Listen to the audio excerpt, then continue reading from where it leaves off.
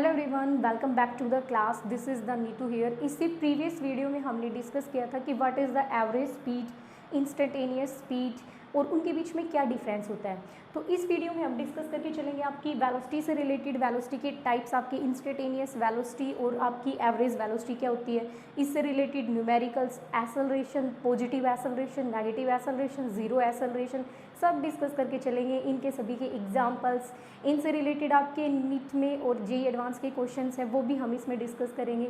Okay, तो अभी start करते हैं।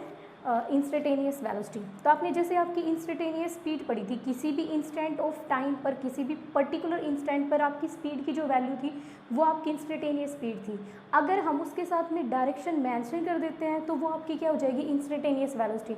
मतलब कि किसी भी सपोज करो कि आप ए पॉइंट से और बी पॉइंट तक मूव किया। ओके, ए पॉइंट से बी पॉइंट तक गए आप 40 किलोमीटर पर आवर की स्पीड से। ओके, अब आपको किसी भी इस इंस्टेंट ऑफ टाइम पर, यहाँ पर t1 टाइम में x1 पोजीशन पर आपको इंस्टेंटेनियस वेलोसिटी की वैल्यू चाहिए। तो आप स्ट्रेट लाइन में मूव कर रहे हो, स्ट्रेट लाइन में मूव कर रहे हो, तो इस पॉइंट पर आपकी वेलोसिटी क्या हो जाएगी, आपकी 40 kilometre per hour instantaneous velocity, sorry velocity नहीं, इंस्टेंटेनियस वेलोसिटी क्या हो जाएगी, 40 किलोमीटर पर आवर। तो आपने एक फिक्स पर्टिकुलर t1 टाइम के लिए फाइंड आउट किया ना, किसी भी पर्टिकुलर इंस्टेंट ऑफ टाइम के लिए, तो ये जो आपकी वेलोसिटी की वैल्यू आएगी ये रहेगी आपकी इंस्टेंटेनियस वेलोसिटी। मतलब how fast object is moving and where, वो इस सेम डेफिनेशन आपकी वेलोसिटी वाली, लेकिन डिफरेंस क्या रहेगा, किसी भी एक पर्टिकुलर इंस्टेंट ऑफ टाइम के लिए हम मेजर करते हैं इंस्टेंटेनियस वेलोसिटी को। Okay, first point is the clear. ऐसा यूनिट, वेलोसिटी की जो ऐसा यूनिट होगी वही आपकी क्या रहेगी, इंस्टेंटेनियस वेलोसिटी की भी वही रहेगी, और वही आपकी किसकी रहेगी, एवरेज वेलोसिटी की रहेगी। ठीक है, बेस तो सेम ही है ना, मीटर पर सेकंड इसकी ऐसा यूनिट रहेगी। ओके, अच्छा, इसका जो फॉर्मूला रहेगा ये हम पहले पढ़ चुके हैं, वी वेक्टर की value dx vector by dt। अगर स्मॉल डिस्टेंस ऑब्जेक्ट ने कवर किया है बहुत ज़्यादा स्मॉल टाइम में तो उसकी वेलोसिटी का फॉर्मूला हो जाएगा। ओके, मतलब कि अगर आप यहाँ पर किसी भी स्मॉल इंस्टेंट ऑफ टाइम के लिए, बहुत ही छोटे टाइम के लिए, किसी पर्टिकुलर इंस्टेंट ऑफ टाइम के लिए डिस्टेंस देखोगे तो क्या आएगा, dx। तो इसमें जो आपकी इंस्टेंटेनियस वेलोसिटी की वैल्यू आएगी वो क्या आएगी आपकी dx बाय dt की इक्वल। ओके, क्लियर हो गया। इसके बाद नेक्स्ट देखो आप, इसमें नेक्स्ट पॉइंट है rate of the change in the position.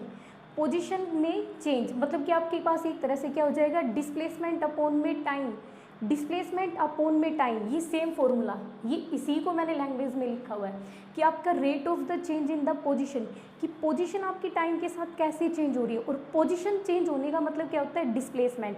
तो डिस्प्लेसमेंट अपॉन टाइम क्या होता है आपका, वेलोसिटी। अगर उस वेलोसिटी पर हमने कंडीशन अप्लाई कर दी कि बहुत ज़्यादा स्मॉल टाइम के लिए हम मेजर कर रहे हैं किसी भी पर्टिकुलर इंस्टेंट ऑफ टाइम के लिए, तो वो वेलोसिटी आपकी क्या बन जाएगी, इंस्टेंटेनियस वेलोसिटी। ओके, समझ में आया, हो गया ना क्लियर, इसी को लिखा हुआ है। उसके बाद जो आपकी इंस्टेंटेनियस वेलोसिटी है वो आपकी पॉजिटिव भी हो सकती है, नेगेटिव भी हो सकती है और जीरो भी हो सकती है। क्यों? क्योंकि वेलोसिटी, इंस्टेंटेनियस वेलोसिटी की आपकी वेलोसिटी, इसकी जो मेन ब्रांच है, बेसिक है, वो तो इसका वेलोसिटी से ही हुआ है ना, बेस तो इसका वेलोसिटी है। तो वेलोसिटी आपकी क्या हो सकती है, पॉजिटिव, नेगेटिव और जीरो, तीनों हो सकती है ना। तो जो ऑब्वियसली आपकी जो इंस्टेंटेनियस वेलोसिटी होगी वो भी क्या होगी, आपकी पॉजिटिव भी हो सकती है, नेगेटिव भी हो सकती है और जीरो भी हो सकती है।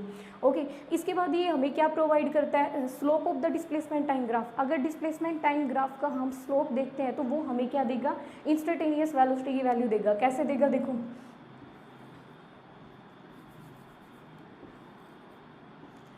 ये आपका इधर से हम ले रहे हैं डिस्प्लेसमेंट और ये हो गया टाइम। ओके, तो इसका जो स्लोप होगा, इस ग्राफ का जो स्लोप आएगा वो क्या होगा आपका, परपेंडिकुलर अपॉन में बेस।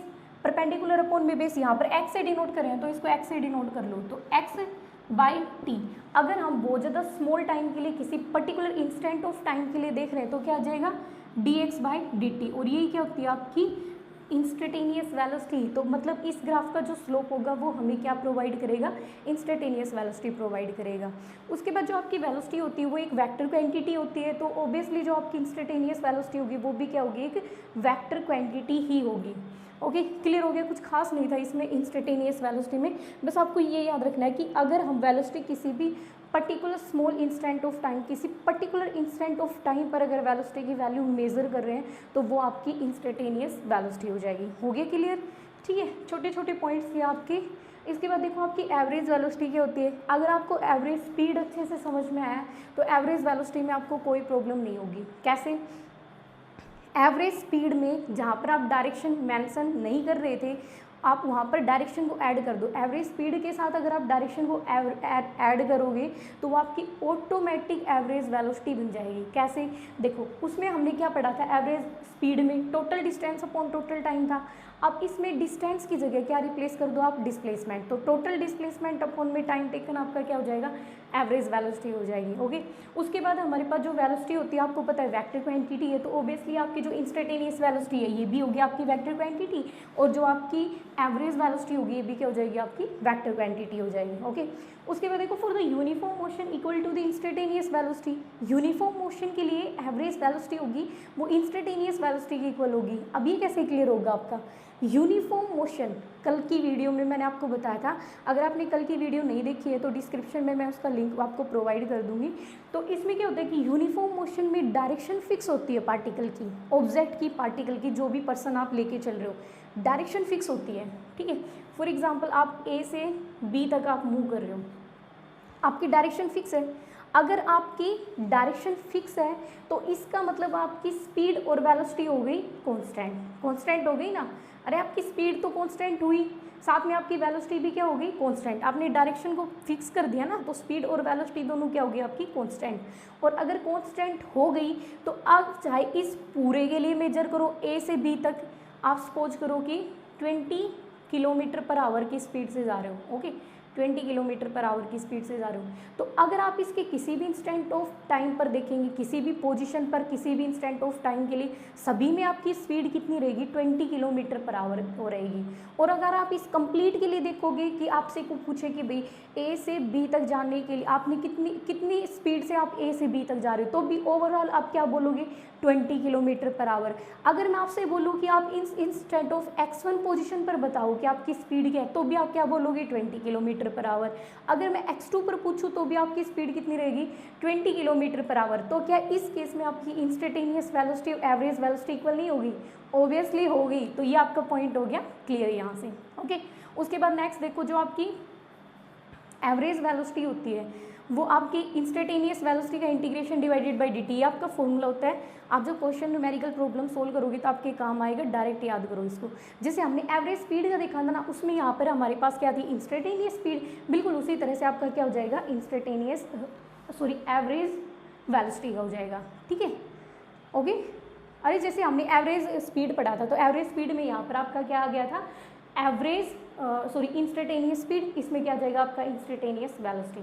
ओके, नेक्स्ट पॉइंट आपका equal to the average speed when direction is the constant. अगर हमने डायरेक्शन को ही फिक्स कर दिया है, डायरेक्शन को अगर हमने कांस्टेंट कर दिया है, तो क्या ये एवरेज स्पीड की इक्वल नहीं होगी। अरे स्पीड और वेलोसिटी में तो एक ही तो डिफरेंस होता है कि उस वेलोसिटी में हम डायरेक्शन मेंशन करते हैं और स्पीड में हम डायरेक्शन मेंशन नहीं करते। अगर डायरेक्शन को ही हमने फिक्स कर दिया तो आपकी स्पीड और वेलोसिटी दोनों क्या हो जाएंगी, कांस्टेंट होगी।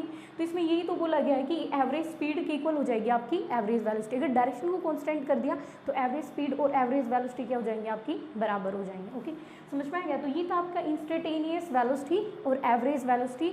अब हम आगे डिस्कस करते हैं कि आपका एक्सेलरेशन क्या होता है। नहीं, उससे पहले हम इन दोनों के बेस पर एक दो न्यूमेरिकल प्रॉब्लम्स आपको करवा देती हूँ। इससे आपको समझ में आ जाएगा कि क्लियरिटी हो जाएगी आपकी एवरेज स्पीड कैसे फाइंड आउट करनी है या फिर हमें एवरेज वेलोसिटी कैसे फाइंड आउट करनी है। ओके, तो अभी हम स्टार्ट करते हैं न्यूमेरिकल्स। तो अभी हम इससे रिलेटेड आपके एवरेज वेलोसिटी, एवरेज स्पीड और जो आपकी इंस्टेंटेनियस स्पीड है उससे रिलेटेड मैंने यहाँ पर दो न्यूमेरिकल्स लिखे हुए हैं, एक बार देख लो। न्यूमेरिकल्स बिल्कुल ईजी से न्यूमेरिकल्स हैं, आपको बहुत ईजी से समझ में आ जाएगा। कंसेप्ट भी आपको क्लियर हो जाएगा कि आपकी एवरेज स्पीड और एवरेज वेलोसिटी में क्या डिफरेंस होता है, या फिर हमें किसी भी पर्टिकुलर इंस्टेंट ऑफ टाइम पर वेलोसिटी की वैल्यू फाइंड आउट करनी, स्पीड की वैल्यू फाइंड आउट करनी, वो कैसे करें।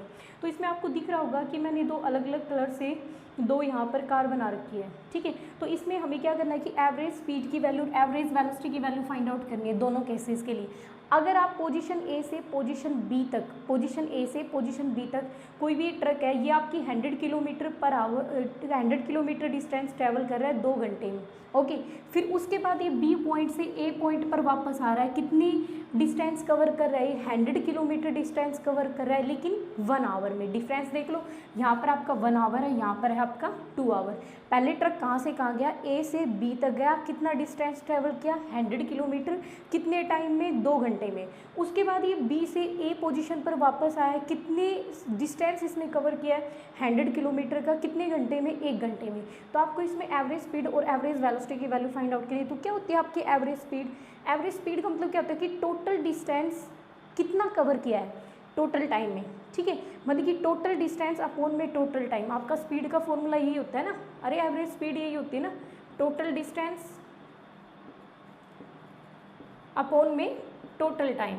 ओके, तो अब ये जो ट्रक है इसने टोटल डिस्टेंस कितना कवर किया होगा, ए से बी तक जाने में कितना डिस्टेंस लगा और फिर बी से वापस ए तक आने में कितना डिस्टेंस कवर किया, वो इसका क्या हो जाएगा टोटल टाइम। और ए से बी तक जाने में कितना टाइम लगा, फिर बी से ए तक वापस आने में कितना टाइम लगा, ये इसका क्या हो जाएगा टोटल टाइम हो जाएगा। तो टोटल डिस्टेंस कितना गया 100, ए से बी गया तब, बी से ए आया तो भी 100, तो 100 + 100 200 और डिवाइडेड बाई कितने घंटे में गया 2 घंटे, इसको जाने में लगे 1 घंटा, आने में लगा कितने हो गया आपके 3, तो 66.6 किलोमीटर पर आवर इस आपकी क्या आ गई एवरेज स्पीड की वैल्यू आ गई।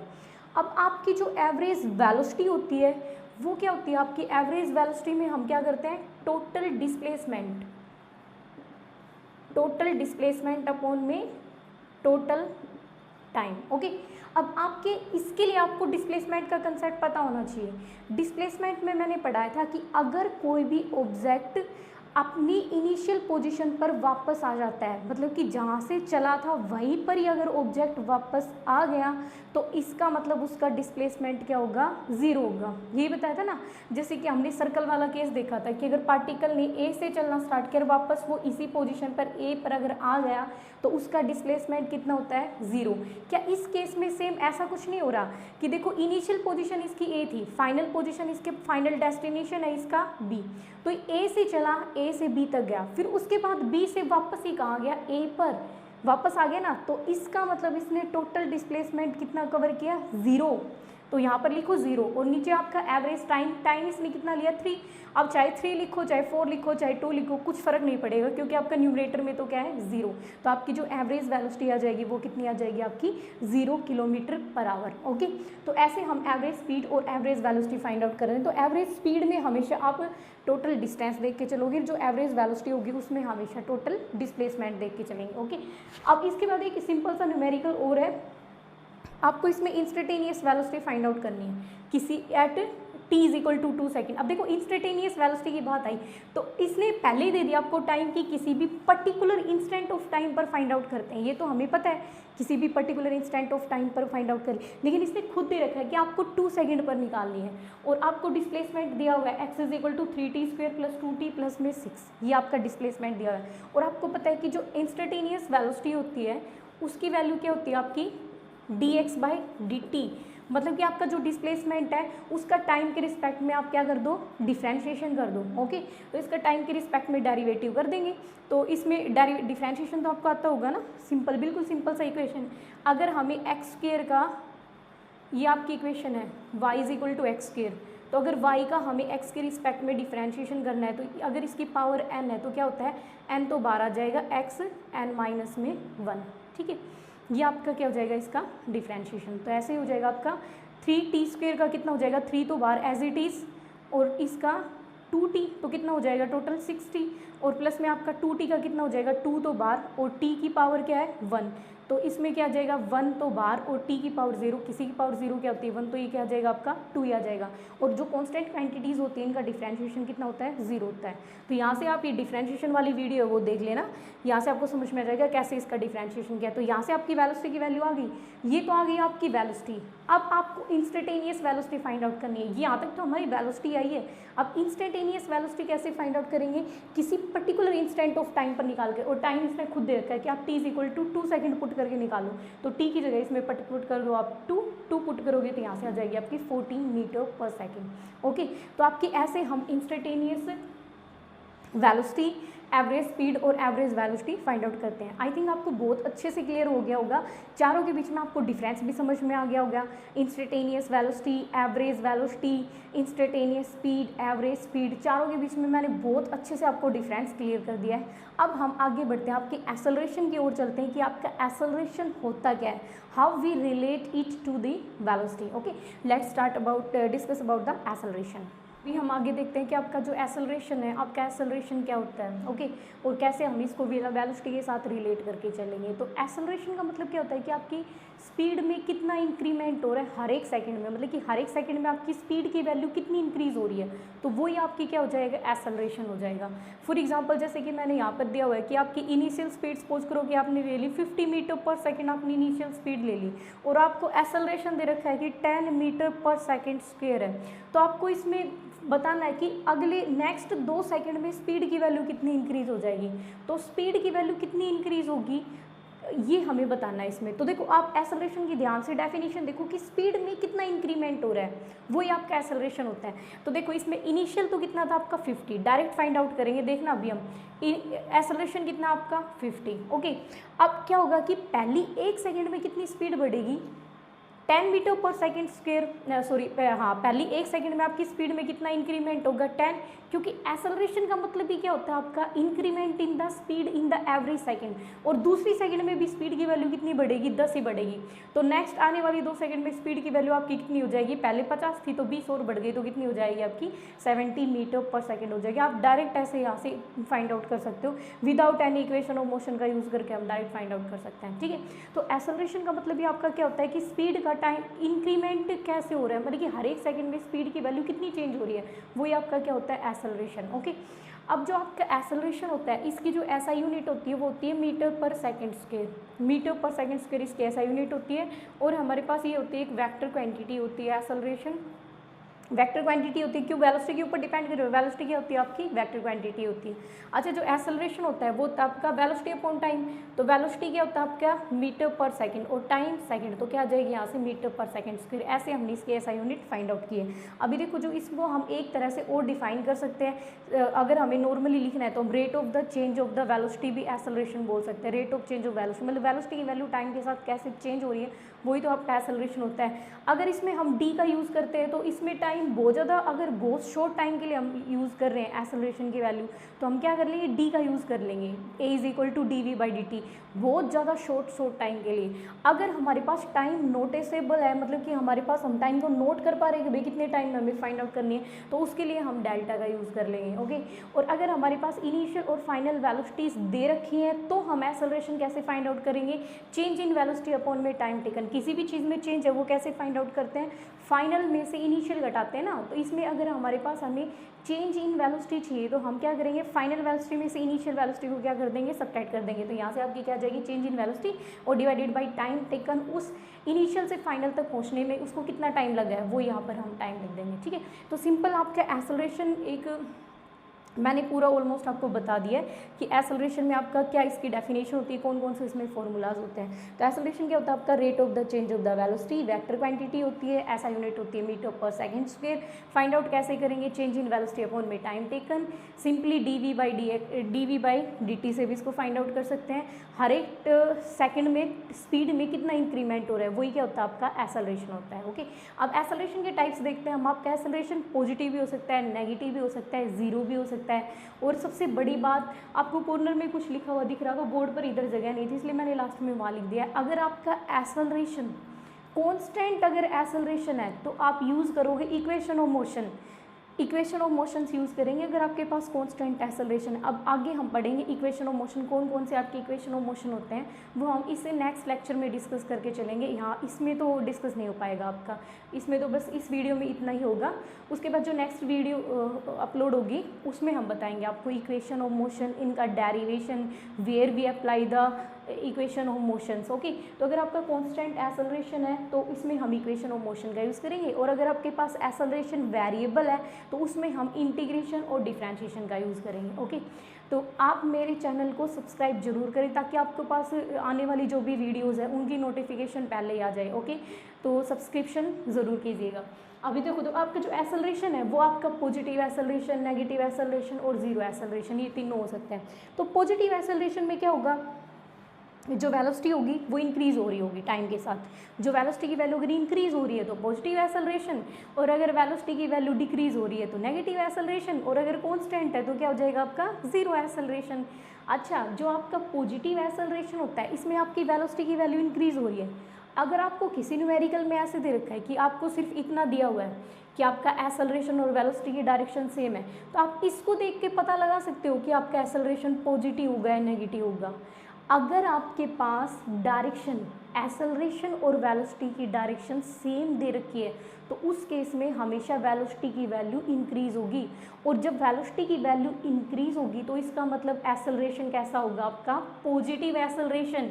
ठीक है, तो इस केस में भी आपका एसेलरेशन और वेलोसिटी की डायरेक्शन सेम है, तो इस केस में भी आपकी वेलोसिटी क्या हो रही है, इंक्रीज हो रही है, तो एसेलरेशन कैसा है आपका, पॉजिटिव। और इस वाले में भी क्या है, आपकी एसेलरेशन और वेलोसिटी की डायरेक्शन दोनों की सेम है ना, तो इसका मतलब इसमें भी आपकी वेलोसिटी की वैल्यू क्या होगी, इंक्रीज, और जो आपका एसेलरेशन रहेगा वो कैसा एसेलरेशन रहेगा, पॉजिटिव एसेलरेशन। ठीक है, अच्छा, अब जो पॉजिटिव एसेलरेशन होता है वो हमें कहाँ कहाँ देखने को मिलता है, इसके हम नॉर्मल एग्जांपल्स देख लो। अगर कोई भी ऑब्जेक्ट है वो फ्री फॉल हो रहा है, ठीक है, किसी ऑब्जेक्ट को हमने ऊपर से गिराया, तो ऑब्वियसली उसकी जो स्पीड वेलोसिटी होगी वो इंक्रीज होगी ना।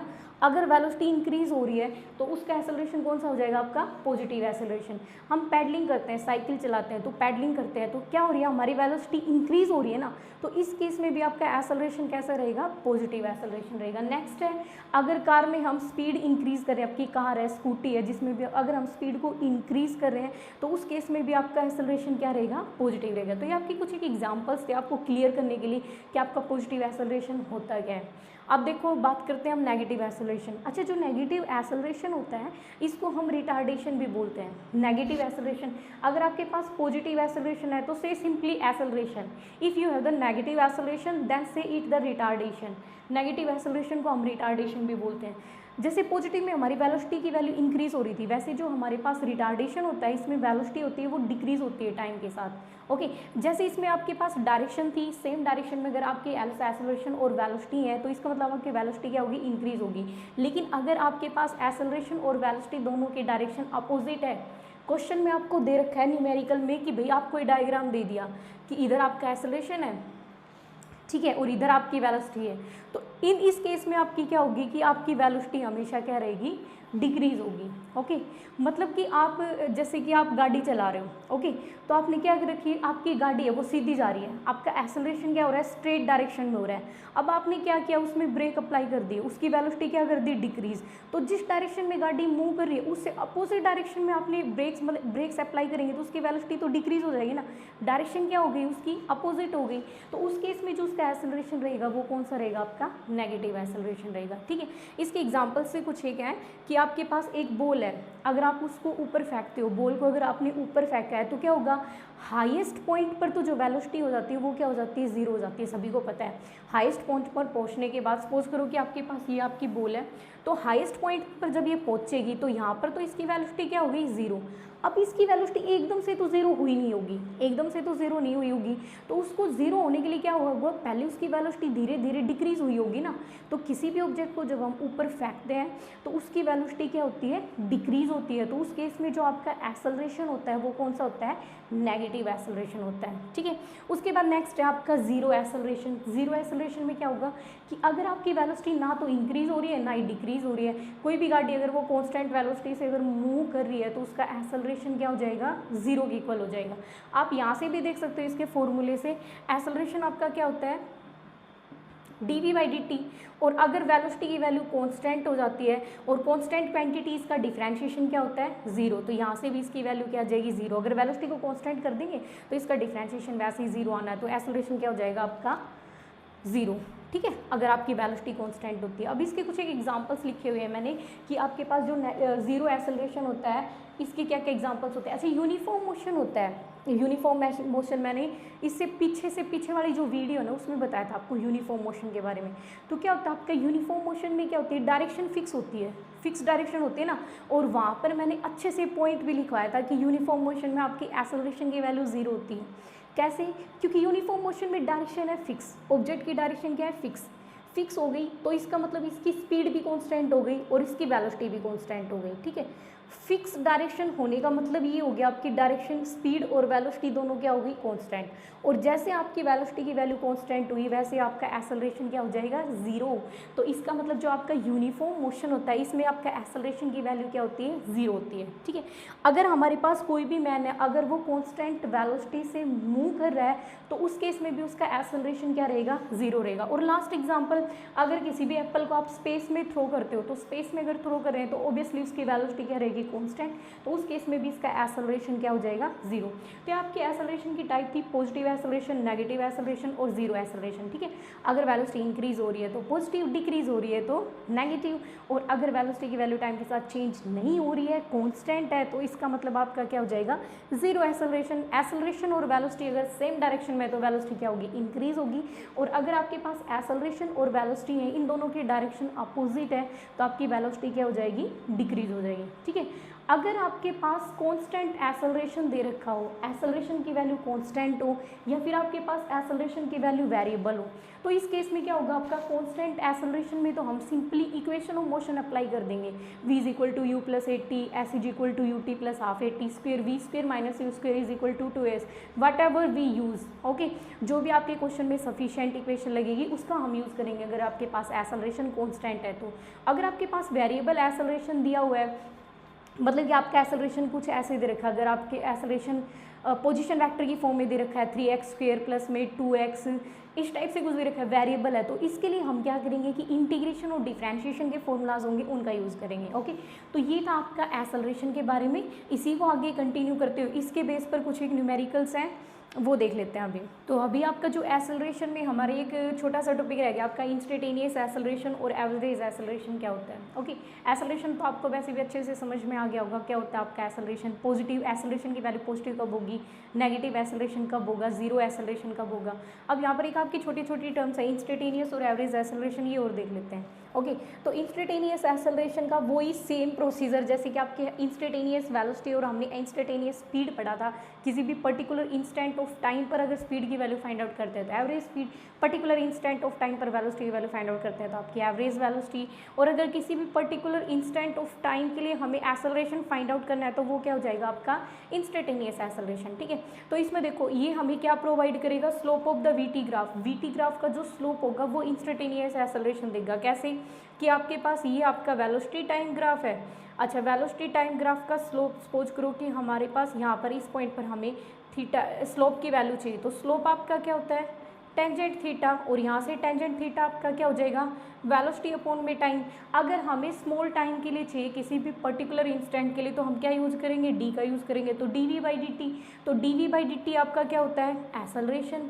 और एक्सेलरेशन में भी कौन सा पार्ट होता है, इंस्टेंटेनियस एक्सेलरेशन, ठीक है। तो आपका जो वी टी ग्राफ का जो स्लोप होता है वो हमें क्या प्रोवाइड करेगा, इंस्टेंटेनियस एक्सेलरेशन प्रोवाइड करेगा। अच्छा जो इंस्टेंटेनियस एक्सेलरेशन है इसको हम डिस्प्लेसमेंट की फॉर्म में भी लिख सकते हैं ना, कैसे, एक्सेलरेशन होता है आपका वेलोसिटी अपॉन में टाइम, और वेलोसिटी क्या होती है आपकी डिस्प्लेसमेंट अपॉन में टाइम, और एक टाइम यहाँ पर पहले से, तो क्या हो जाएगा आपका इसको सिंपली आप ए लिखो, A is equal to D V by D T, और जो v होता है उसको हम क्या लिख सकते हैं, D X by D T. तो यहाँ से सिंपल क्या हो जाएगा, D square X by D T square आ गया। तो यहाँ से एक्सेलरेशन को हम क्या लिख सकते हैं, तो single derivative of the velocity, और अगर पोजीशन वेक्टर हम लेके चल रहे हैं, डिस्प्लेसमेंट वेक्टर अगर हम लेके चल रहे हैं तो उसका क्या कर देंगे हम, डबल डेरिवेटिव कर देंगे, ओके।